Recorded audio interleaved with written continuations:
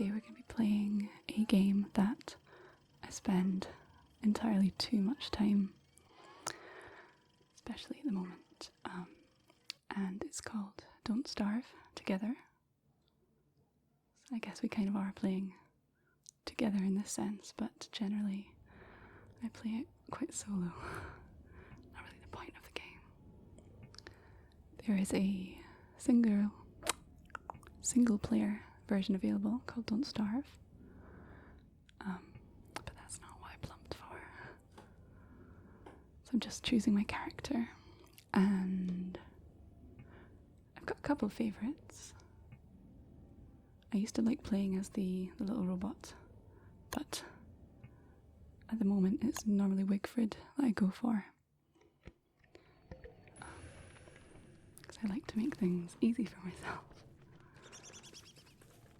when I'm gaming, at least until I get the hang of things, because in this game there's a lot. So I'll explain a bit about what is actually happening. Right now I'm attacking a beefalo for his meat, because I'm evil apparently. It really makes me got a pretty callous play style. It's not the most strategic, it's more, bashing. But anyway, if you're not familiar with this game, I've kind of just cracked on without explaining what I'm actually doing. It is a survival game, and it takes place in a kind of terrifying, strange world that you're plonked into at the beginning, and the title kind of says, don't starve, try not to die. So I'm just collecting resources before it is nighttime, and attacking a lot of things. This is a clockwork bishop rook, can't remember which kind, but I killed him for his gears, which are quite a useful resource in this game.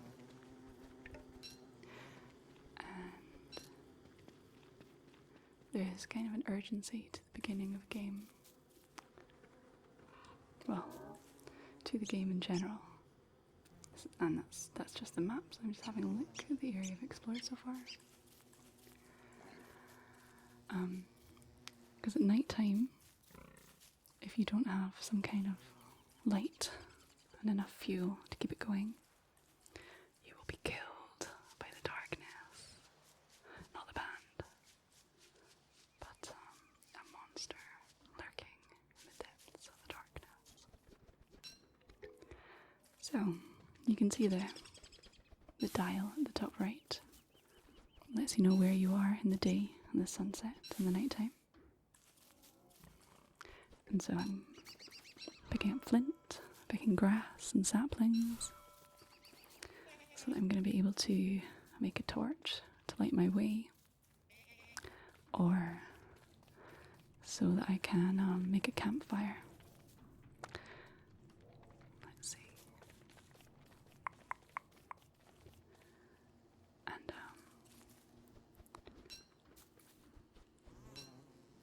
at the beginning, certainly it's definitely a matter of just collecting as much as you can, because as you can see, time is limited. I think I'm going to build my axe. So I can chop a tree, get some logs for my fire. So I just use the crafting tab over on the left in order to make the axe. And to make an axe you need flint, and you need twigs from saplings. So yeah, got to replenish that flint. And if you've played before and you're thinking, this looks a little bit easier than it does when I play, you wouldn't be wrong. I've created a world that is a little more Wigfrid friendly, or, you know, bright grey friendly.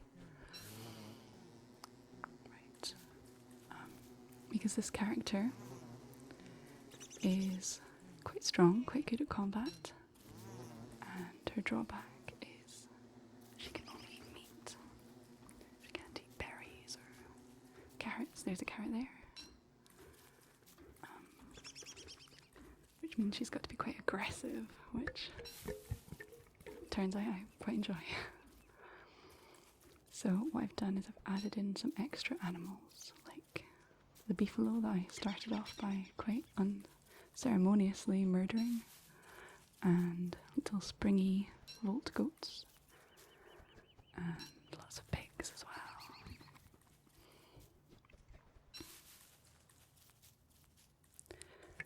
Because in the ordinary version of the game, there's a pig there. Some of these creatures are a bit scarce. It's a lot more difficult. And you know, I can play it that way, but oh, sunset. But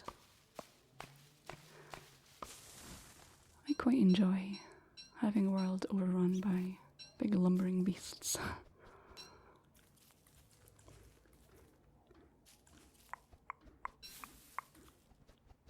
So let's see.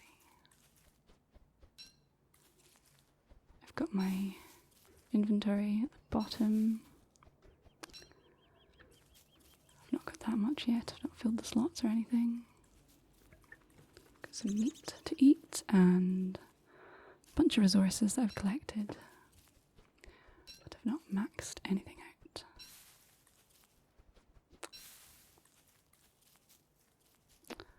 And each item has like an amount they can stack.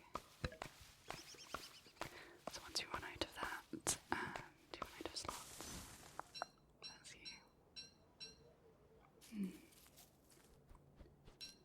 It's quite good, I think, at the beginning to amass as much as you can of the ones that you know are going to be important,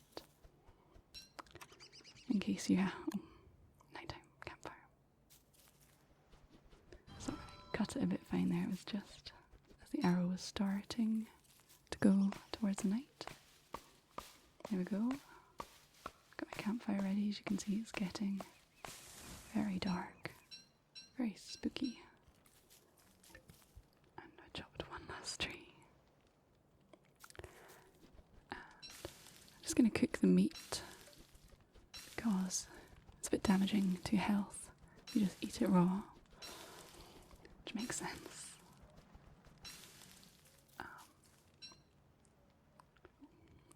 It's pretty short night as well. I've toggled that setting too, because otherwise you can just sort of sit in your owns waiting for it to get light again. So for the purposes of this game, which I've started just to play with you guys,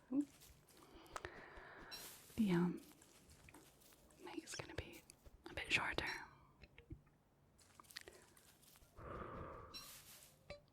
And then back on the grind.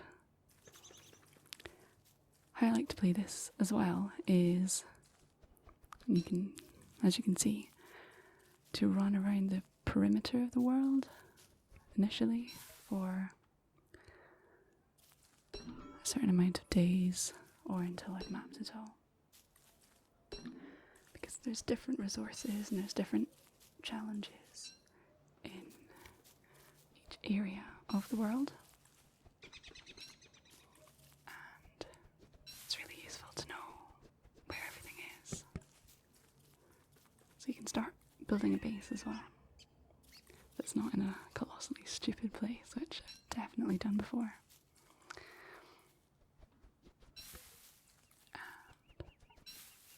There's also a time limit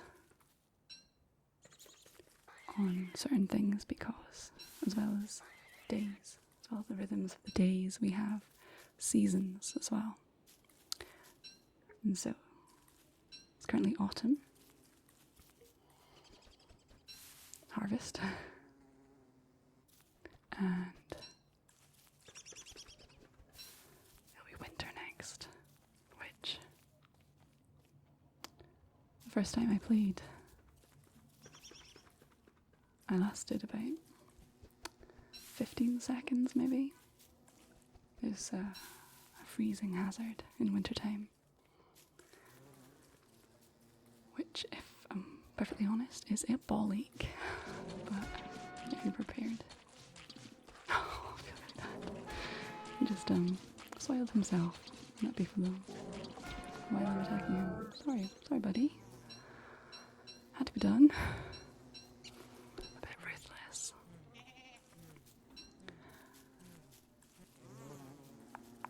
Survival of the fittest, or the most prone to bashing in the skulls of other creatures.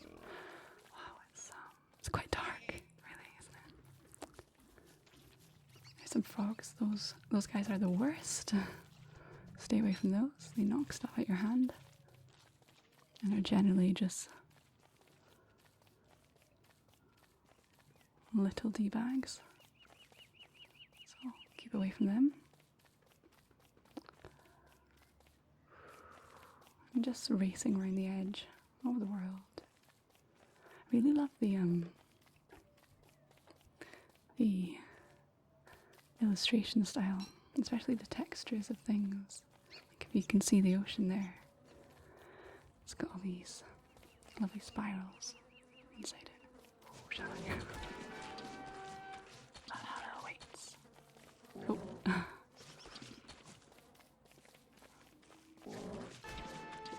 Well, trying out a process called kiting, which I've read is the best way, where you dodge attacks, but I'm not very good at it.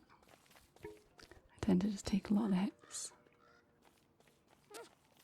The reason I pick this character is that she can take a lot of hits. She's got this helmet. It's quite beautiful helmets with the little wings, and it absorbs a lot of damage. Don't need those. Picking petals rather charmingly increases your sanity, stops you going utterly insane, which is a risk in this game. And eating them increases your health, but obviously I picked the carnivore character, so she can't eat petals, unfortunately. But she's pretty good in other ways, she gets stronger by attacking other creatures.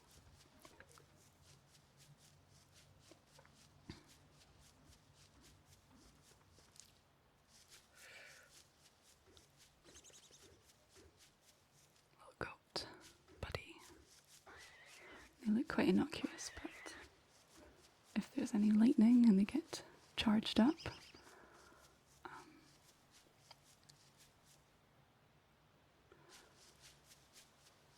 you don't want to be anywhere near them. Spiders. We find some spider nests, which I never fail to get spooked by the sounds of them when they come out. Horrible little things. There we go.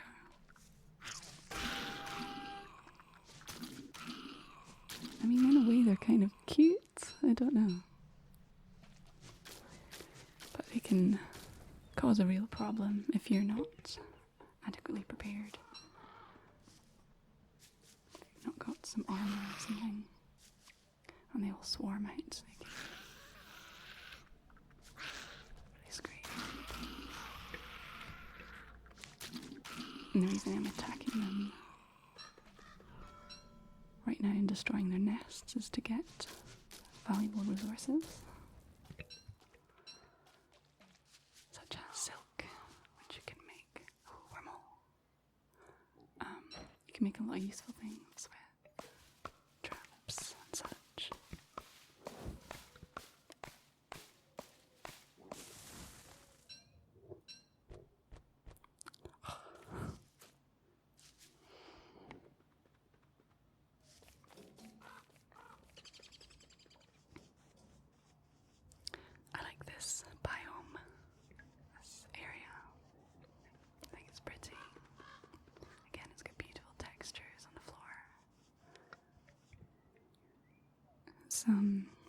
it's in an especially autumnal area with the colours.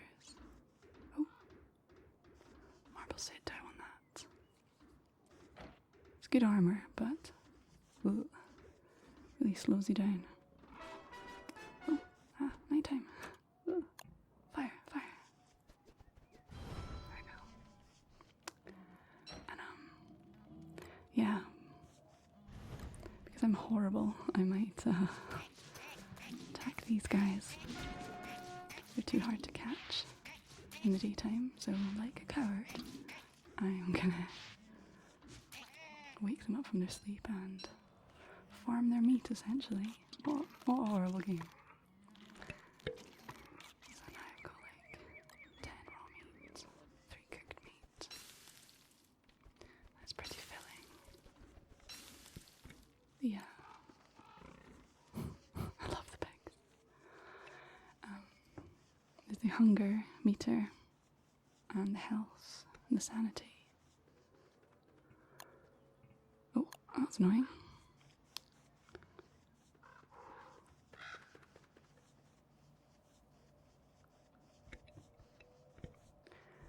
I got some mods recently that are really useful, and I feel like such a cheater, but you know, what are games for if not to enjoy them? The mods tell you exactly kind of what level everything's at and your temperature as well, which is really useful in other seasons. But I don't have it on today. Getting a slightly more authentic experience. I'll just plant that there. Because I feel bad chopping down all the trees and not replacing any of them. Like I have got a kinder attitude towards the greenery than I do to the animals. And I've just built a pickaxe and mined a golden boulder. Golden boulder, I like that. And that's a good thing to do early on in the game, because you need gold to make a science machine, which I just checked, and I don't have the stuff for yet. So we'll soon. More gold. You also need gold for the helmet, so it's a pretty important resource. Yes. Science machine. Now. Backpack. So that was largely the purpose of making the science machine. So as you can see, a lot of these things with little light bulbs. I haven't ever made them before. So when you haven't built something like the log suit, it has a little light bulb and it says prototype. And you need to be at a science machine in order to make them for the first time. But like I said, I'm exploring the perimeter of the world, not settling down yet, and there's a few things that I think would be helpful on my travels. So for that reason, it's useful to quickly make a science machine, make all your bits and bobs, and get back on your travels. Grizzly skeleton left over from a failed survivor, I think they say.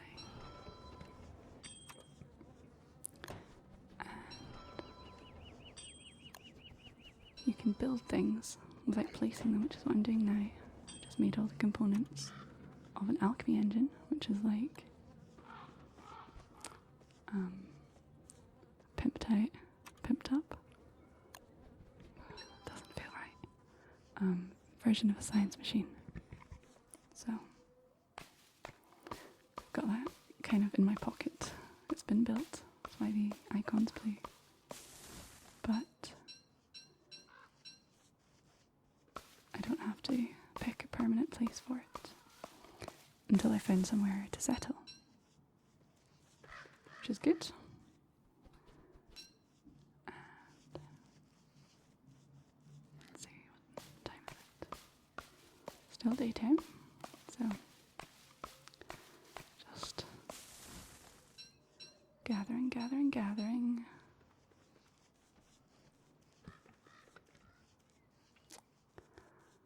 You never run out of reasons to use logs.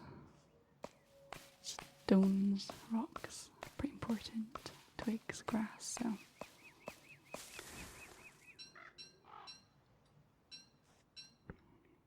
You can't really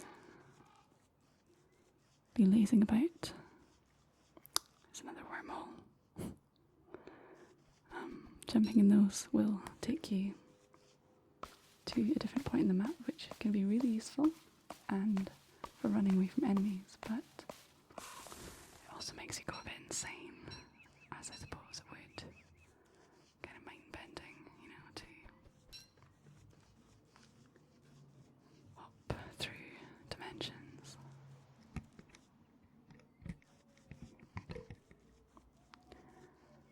But I have but one task. Fill up on some sweet. That's not the task. The one task is the mapping out of this nightmare world I find myself in. So, just sticking to the coastline. You know, I don't know why I'm sort of treating this like it's a tutorial. It's really not.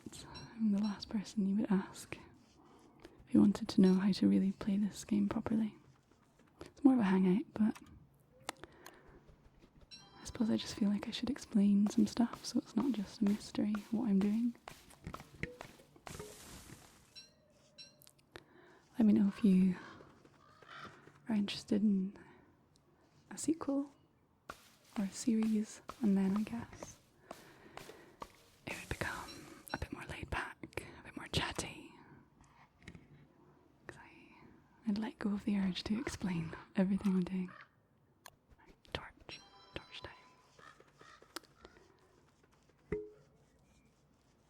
I like to have a torch, because sometimes the night can really catch you off guard. And also when you're just starting out, sometimes it's good to run through the night. Make use of all the time that you have. Instead of, you know, having a little Girl Guide camping moment. Oh, nighttime. Last minute torch. I like cutting it a bit fine.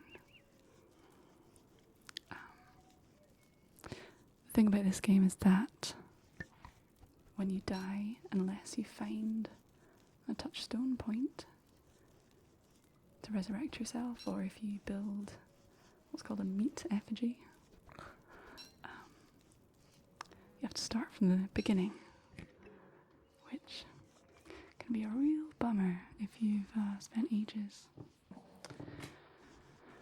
building up a camp or something.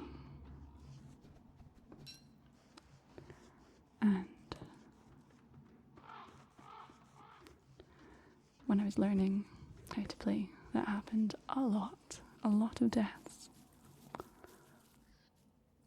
I mean, a lot of deaths in game. I didn't get that frustrated that I smacked anybody. That's the big king over there. Big lad. Absolute unit, as they might say.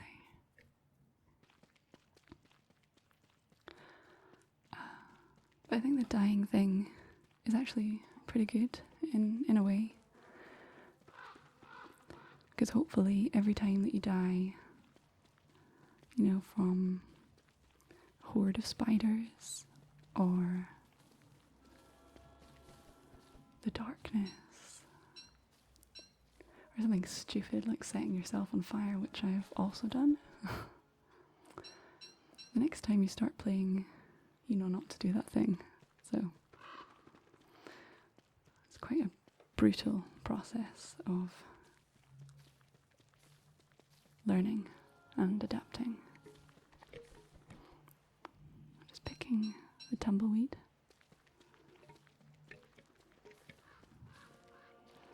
These you tend to only see in the desert biomes, and they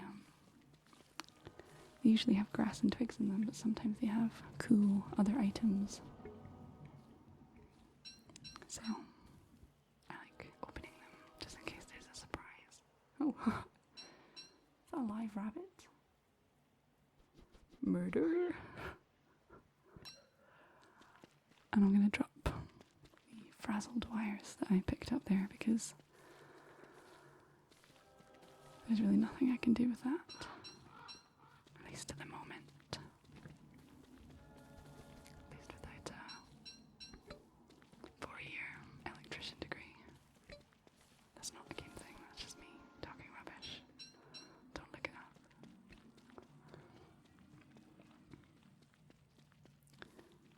This area is a funny one because there's usually 2 of them in any given world. And one of them has a beautiful oasis in the middle. It's a really useful place to find, but one of them has a massive fire-breathing dragon in it that will kill you immediately. So it's really 50-50. I've not seen either yet, so I've got my guard up for that one. My pickaxe is about to run out. There we go. They've got a very limited lifespan before you bash them in and you need to make another one. Hence why you've always got to be collecting your twigs, your flint, etc. There's loads of rocks here, so I might as well load up.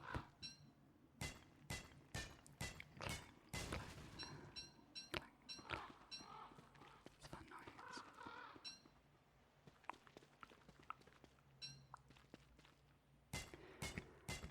I think, oh no, don't want to pick those, spiky. I think this world is an offline world. I have a lot of online, well not a lot, you get 5 slots, but I've got a lot of online worlds that are open to the public. Maybe I'll make a server sometime for you guys, if you want to join in. And when you play those ones, strangers can just appear in your world. And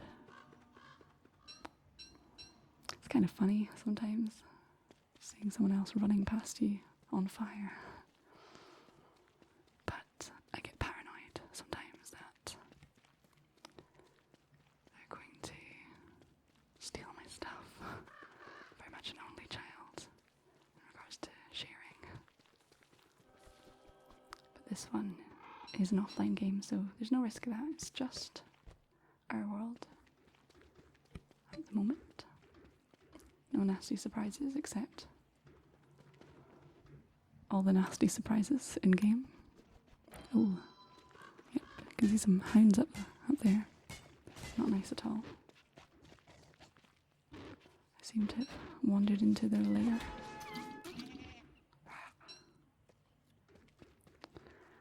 And hounds and spiders and stuff, instead of dropping ordinary tasty meat, they drop the purple kind that you saw there, the monster meat. And eating it is not great for you, as you can imagine. But you can cook with it sparingly. You'll see later when oh, it's getting dark. When I started the base, some of the cool stuff you can do. can kind of turn it into a farming simulator if that's what you prefer. Cook recipes. It's cute. But at the moment, just being a nomad and trying to outrun this guy. Okay, he's given up. Finally. And another tumbleweed. Bit of silk in there, not bad.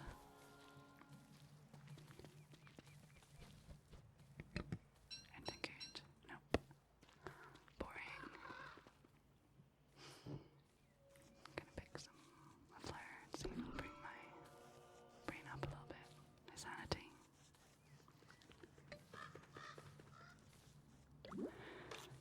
Oh, it's raining. That's unpleasant. Can hide under trees to stop getting so soggy, because all your stuff gets wet and it's kind of annoying, it gets all slippery. But I'm far too impatient, so I tend to just wait it out in autumn anyway. Cook up some delicious mixed meats. You can see some fireflies over there. In a pinch, you can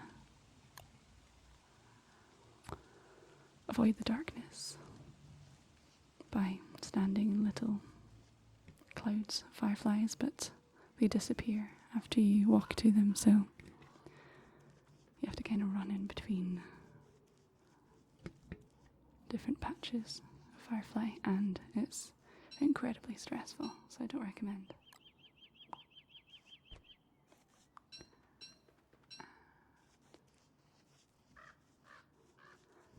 Covering a lot of ground. We're in day 5 now. You can see up top right.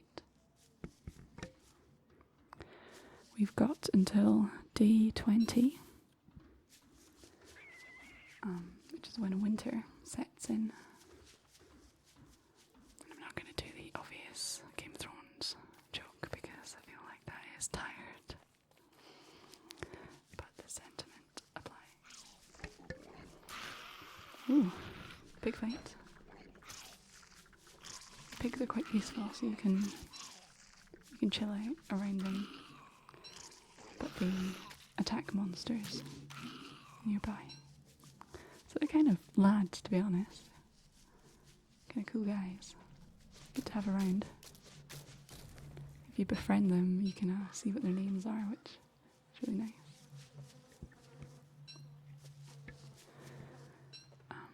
You might wonder why I'm picking up manure as well. Might as well. Oh. Trying kiting. Can I do this? Kind of. It's kind of working. Oh, no, there's another one. If you attack a beefalo while there are other ones nearby, then the others come to the rescue, which kind of can be deadly if you do it in the wrong place. I didn't see this one, but luckily I've managed not to die. Oop. Pigs are annoying because, as you can see, they eat whatever they find on the ground. That's pigs for you. So you've got to pick up the spoils of your hunts very quickly. Stop them eating it all. Pooing. Right. Okay.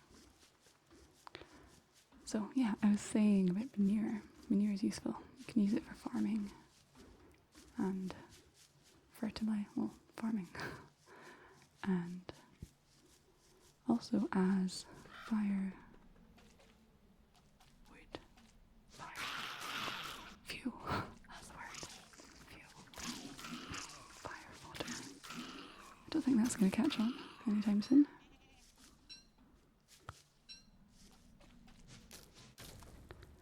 Right.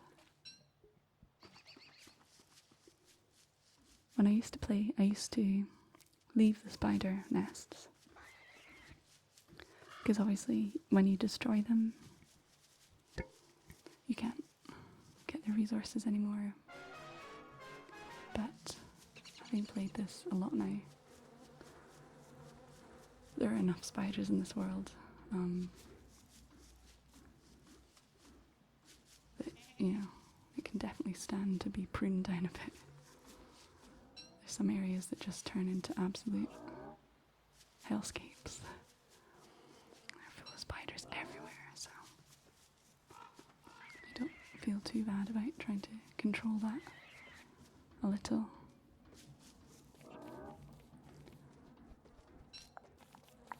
Bit more manure for my collection.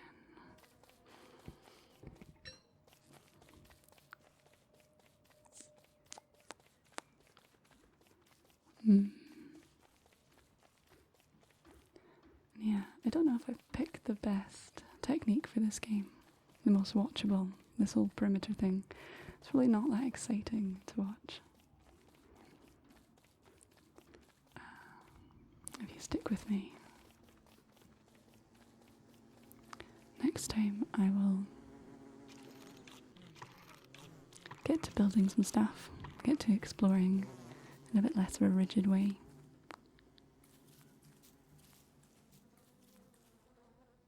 But it's quite nice. It's quite hypnotic, just running around the edge, picking up poop as I go, and slaughtering innocent animals. Yeah, I can hear how that sounds.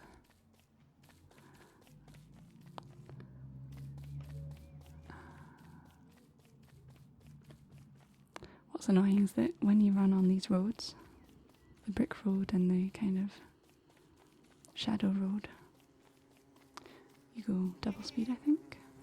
Certainly faster. But that would be a distraction from this initial quest that I'm on, around the edge. Gone quite far.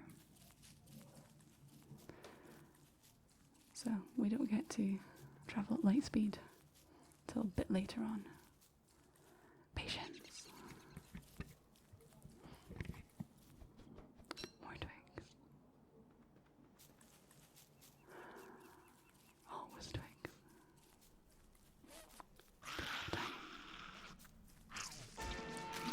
Always time to tidy up some spider dens. These globs, I call them, heal you when you're in need, but right now I've got full health, so Chester. Right, need to drop something. So this guy's Chester. When you find the eye bone, he comes running. It's a charming little creature that you can store things in, obviously. Bounces around behind you. And it's really useful that I've just seen him now. So I can clear out some spaces. Because that's one thing about doing this perimeter run, you know, you max out all your slots and then there's more that you want to collect. So one disadvantage of not making a base early on. Get the clubs. Why not? Save them for later. Oh, night time. Reaching a campfire. And he goes to sleep during the night, which is a nice touch, because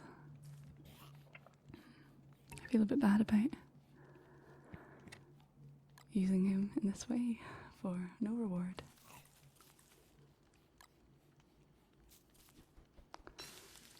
I'm really liking this game. The slightly magical elements. You know, there's this scientific elements. There's the crafting, the building, the survival. But there's also undercurrent of magic and spooky goings on. Mild horror. It keeps it interesting, I suppose. So you get these little enchanted cabinets following you around. You get walking pigmen. Big buffalo things. But, you know, I've got buffaloes in real life, so I suppose that is not so magical.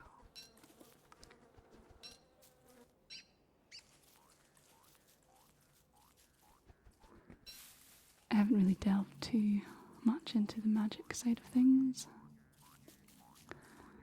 There is a magic crafting tab where you can make spells and amulets and stuff. But a lot of the time I'm too focused on survival. Gotcha.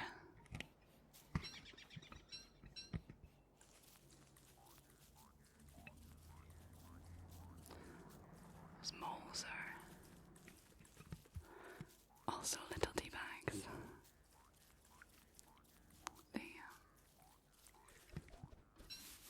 They munch on any kind of stone, gold, flint, rocks that's left on the ground.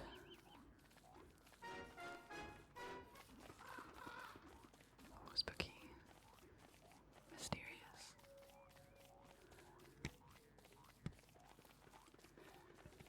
And I guess this playthrough probably a bit uneventful. Seems like there's not that many hazards or dangers. But there really are. There's so many things I've just done slightly differently to avoid. Shall I? To avoid premature game death. It would have just taken me out day 1, day 2. So you're not really seeing authentically, I suppose, the struggle of this game. I'm hardly a seasoned player, but I'm a bit less hopeless than I was initially. Everyone I've shown this to, I've quite enjoyed seeing them go through that initial phase. Just frustration, mild rage.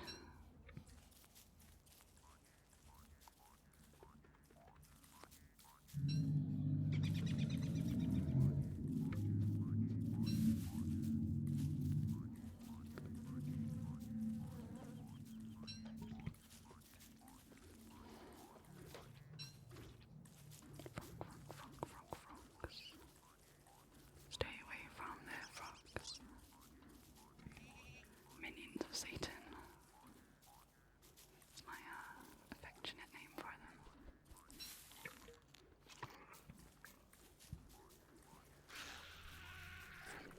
Another big fight going on. Spider pig versus battle. Place your bets. The pigs are quite strong. Well, stronger than spiders, but they're also rubbish at fighting.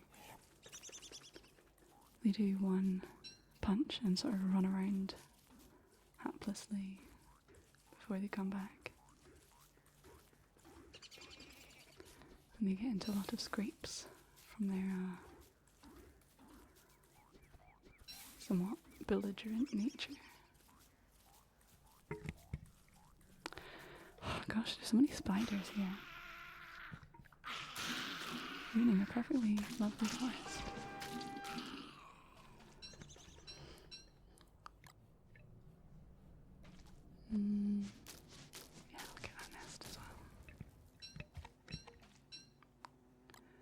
maybe nests grow larger if unattended to. So as monstrous as it seems, a cull is kind of the smart thing to do, unless you want giant mutant spider queens roaming around the world. Gosh, so many skeletons. Portentous of what is to come. Hopefully not.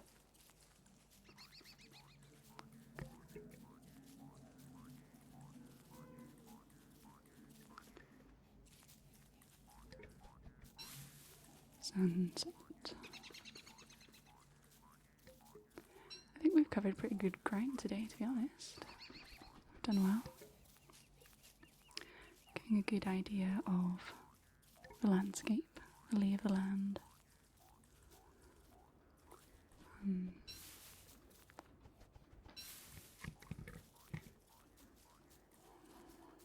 Crunching down on some spiders. Certainly not making any friends, except Chester.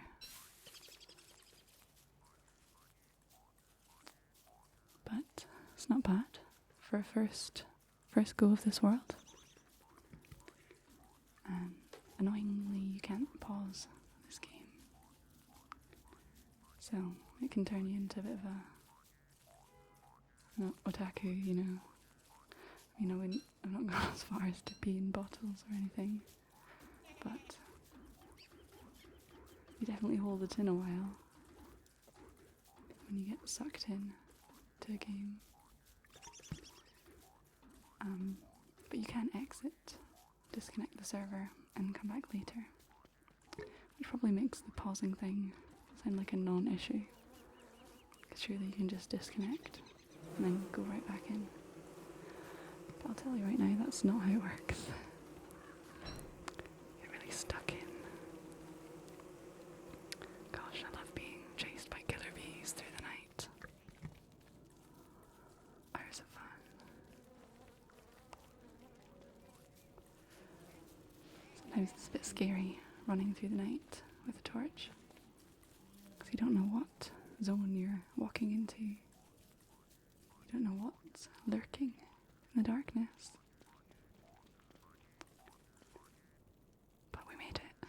We made it through another day. So we might leave it there actually. I think that's a good stopping point. Yeah. And join me next time. We'll do something a bit more exciting. Alright, so thank you for watching. I hope you enjoyed. Thank you for indulging my quite murderous nature for an hour. And I enjoyed making this a lot, so let me know if you'd be interested in the sequel. Part 2, Farming Simulator. And I'm not going to let you go just yet. Just before you go, I am going to rattle through some patron names.